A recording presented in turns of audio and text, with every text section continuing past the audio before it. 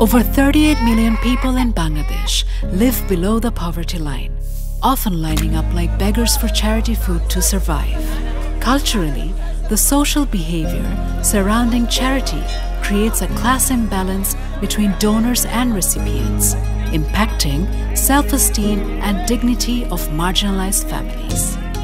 It creates a vicious loop of dependency from which they cannot escape. Bidyananda, a non-profit organization in Bangladesh, realized that while there is a class imbalance between donors and recipients, no such imbalance exists between buyers and sellers.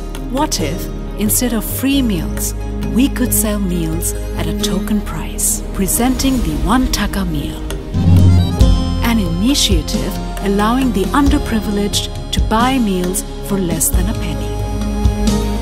The project produces food for 10,000 people every day through a chain of mega kitchens and sells them at 30 points across Bangladesh.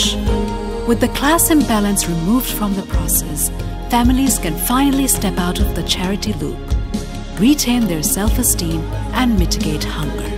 The initiative is also alleviating their beggar status to that of a respectable buyer. ক্রেতা এবং বিক্রেতার মধ্যে কিন্তু কোনো বৈষম্য কাজ করে না, দুইজনই সমান।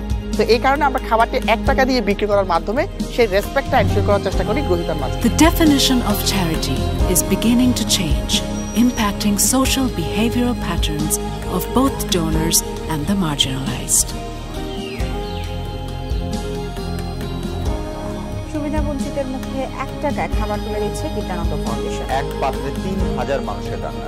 1 টাকার বিনিময়ে পাওয়া যাচ্ছে এক বেলা সুস্বাদু খাবার।